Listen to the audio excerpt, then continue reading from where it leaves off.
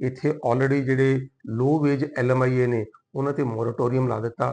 ਉੱਥੇ ਇਹ ਗੱਲ ਪੱਕੀ ਕਰ ਦਿੱਤੀ ਗਈ ਕਿ ਜਿਹੜੇ ਵੀ ਰੀਜਨ ਦੇ ਵਿੱਚ, ਜਿਹੜੇ ਵੀ ਸ਼ਹਿਰ ਦੇ ਵਿੱਚ, ਜਿਹੜੇ ਵੀ ਸਪੈਸੀਫਿਕ ਏਰੀਆ ਦੇ ਵਿੱਚ 6% ਤੋਂ ਜ਼ਿਆਦਾ ਅਨਐਮਪਲੋਇਮੈਂਟ ਰੇਟ ਹੈਗੀ ਆ, ਉੱਥੇ ਲੋ ਵੇਜ LMIA ਪ੍ਰੋਸੈਸ ਹੀ ਨਹੀਂ ਹੋ ਸਕਦਾ।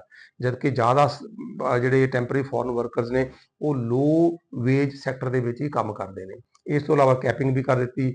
ਵੱਡੀ ਗੱਲ, ਸਪਾਊਜ਼ਲ ਓਪਨ ਵਰਕ ਪਰਮਿਟ ਜਿਹੜਾ ਮਿਲਦਾ ਸੀਗਾ ਟੈਂਪਰੇਰੀ ਫੋਰਨ ਵਰਕਰ ਪ੍ਰੋਗਰਾਮ ਦੇ ਅੰਡਰ, ਉੱਥੇ ਵੀ ਬਹੁਤ ਤਰ੍ਹਾਂ ਦੀਆਂ ਰਿਸਟ੍ਰਿਕਸ਼ਨਸ ਲਗਾ ਦਿੱਤੀਆਂ। ਉੱਥੇ ਵੀ ਸਪੈਸੀਫਿਕ ਕੁਝ ਕਿੱਤਿਆਂ ਦੇ ਵਿੱਚ ਹੀ ਹੁਣ ਤੁਸੀਂ as a temporary foreign worker ਆਪਣੇ ਸਪਾਊਸ ਨੂੰ ਕੈਨੇਡਾ ਦੇ ਵਿੱਚ ਓਪਨ ਵਰਕ ਪਰਮਿਟ ਤੇ ਬੁਲਾ ਸਕਦੇ ਹੋ। ਹਰ ਟੈਂਪਰੇਰੀ ਫੋਰਨ ਵਰਕਰ ਆਪਣੇ ਸਪਾਊਸ ਨੂੰ ਕੈਨੇਡਾ 'ਚ ਓਪਨ ਵਰਕ ਪਰਮਿਟ ਤੇ ਹੁਣ ਸੱਦਾ ਨਹੀਂ ਦੇ ਸਕਦਾ। ਸੋ ਆਲਰੇਡੀ ਕਾਫੀ ਜਗ੍ਹਾ ਤੇ ਬ੍ਰੇਕਾਂ ਜਿਹੜੀਆਂ ਨੇ ਲੱਗ ਚੁੱਕੀਆਂ ਨੇ। ਇਸ ਤੋਂ ਬਾਵਜੂਦ ਵੀ ਕਿਉਂ ਬਾਰ-ਬਾਰ ਇਹ ਗੱਲ ਉੱਠ ਰਹੀ ਹੈ ਕਿ ਟੈਂਪਰੇਰੀ ਫੋਰਨ ਵਰਕਰ ਪ੍ਰੋਗਰਾਮ ਵਿੱਚ ਹੋਰ ਤਬਦੀਲੀਆਂ ਦੀ ਲੋੜ ਹੈਗੀ ਆ।